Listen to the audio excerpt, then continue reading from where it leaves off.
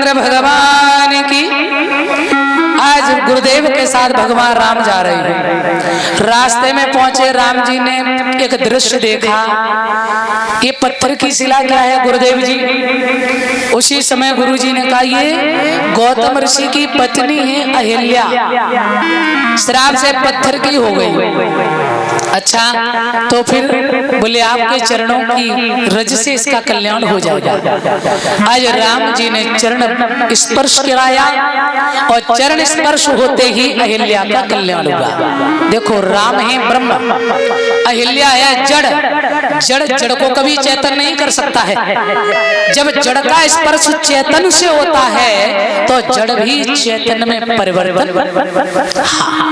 इसलिए जीवन में गुरु भी चेतन करिए। अब कहते ना, गली गली गुरुआ फिरे हमसे मंत्र ले। आजकल बड़ा सिस्टम खराब है दादा। गली गली गुरुआ फिरे हमसे मंत्र ले और नरक जाओ चाहे स्वर्ग में, पर हमें दक्षिणा देव। हमेशा गुरु होनहार करिए, हमेशा गुरु चेतन करिए। जो ब्रह्म ज्ञानी हो, जो भजनानंदी हो, जो साधना करने वाला हो, केवल जटा से और कपड़ा से कुछ होने वाला नहीं है। एक पल जो जिए नहीं इंसान की तरह, वो पूज रहे हैं आजकल भगवान की तरह। ध्यान देना। वैसे आज कथा बहुत ज्यादा, मैं कल बताएंगे ये प्रसंग आपको। हमारी तो गाड़ी बढ़ती चली जाएगी फिर। तो बोल गोविंद भगवान की। इसलिए जीवन में गुरु यदि आपका चेतन है तो मैं कहते हैं गारंटी से इस भवसागर से पार कर देगा।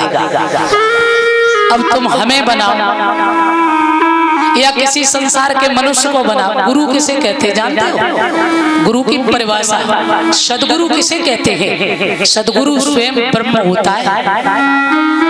सदगुरु कोई साधारण मनुष्य नहीं होता है, या किसी हम मनुष्य को सदगुरु नहीं कह सकते हैं। अब ये है, ठीक है, किसी को इतना ज्ञान भक्ति हो गई, आप लोग कह लें ठीक है, मगर ये सच है, कृष्णम वंदे जगतगुरु। कौन है जगतगुरु और सदगुरु? बोले मेरे भगवान के सिवा कोई दूसरा नहीं है। राम हो सकते हैं जगतगुरु, कृष्ण हो सकते हैं जगतगुरु, कोई भी आध्यात्मिक पुरुष हो सकता है जगतगुरु सदगुरु। हमारे परम श्रद्धेय अध्यात्म गुरुदेव कुंवर श्री रविराधे जी, आप उन्हें सदगुरु कह सकते हैं। क्यों? क्योंकि जो साक्षात अवतारी है, जो साक्षात ब्रह्म स्वरूप है। मगर आप चाहें कि किसी मनुष्य को हम सदगुरु, ये तो बहुत मुश्किल है। क्योंकि सदगुरु साक्षात परमात्मा स्वरूप होता है, साक्षात ब्रह्म स्वरूप है। सदगुरु कोई साधारण जीव नहीं होता है। बोलो सदगुरुदेव भगवान की। लकीर के फकीर मत बनो। जब दुनिया में बड़ो अंधविश्वास है। हाँ, सब जा रहे हैं, कहाँ बड़ी भीड़ में कछु तो होएगा। हाँ, भले ही कछु ना होए, क्योंकि इतनी अंधी चाल है, इतनी भेड़ चाल, सब गिरते जा रहे हैं, सब गिरते जा रहे हैं। थोड़ा होश में जियो। आपको लगे कि सच में इनमें कुछ है, और नहीं तो मेरा मानना ये है, दत्तात्रेय ने 27 गुरु किए। जब तक आपको आध्यात्मिक गुरु ना मिल जाए तब तक आप गुरु बनाते रहिए, ये मैं कह रही हूँ। जब तक आपका कल्याणकारी साधन सही न मिले, ऐसी गाड़ी में बैठो जो पार कर दे और बीच में अगर पिंचड़ हो गई ना। हाँ, अब ये दुनिया के हम सब लोग जितने भी हम लोग भक्त हैं, साधक हैं, भगवान नहीं है। हम लोग कोई बहुत बड़े वो नहीं है, इसलिए औकात में रखिए। इतना कोई बताएगा नहीं आपको, क्योंकि मुझे मेरे अध्यात्म गुरुदेव से बहुत कुछ मिला है। इसलिए बहुत सोच समझ के चलिए। आप जीवन में जब तक आपको आध्यात्मिक गुरु न मिल जाए, तो मैं जो आपको ये साहित्य दे रहे हैं, ये एक अध्यात्म गुरु का ही है, ये कोई साधारण नहीं है। ये आपका कल्याण कर सकते हैं, आप अवश्य उसको धारण करें। श्री सुखदेव जी सावधान करते हैं राजन, भगवान श्री राम ने तो राम है ब्रह्म, अहिल्या है जड़। आज ब्रह्म रूपी राम ने, चेतन रूपी राम ने उस जड़ से स्पर्श किया तो वो भी सुंदर स्वरूप धारण करके सामने आया।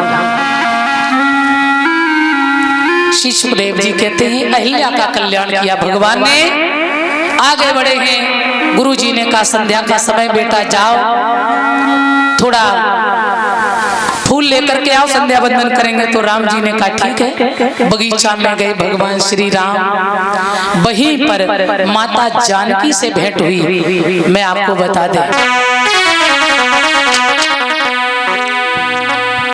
एक सखी दौड़ करके गई, राम जी का दर्शन पाया और तुरंत लौट के आई और सीता जी से बोली बहना बड़ी प्रसन्न का बात है।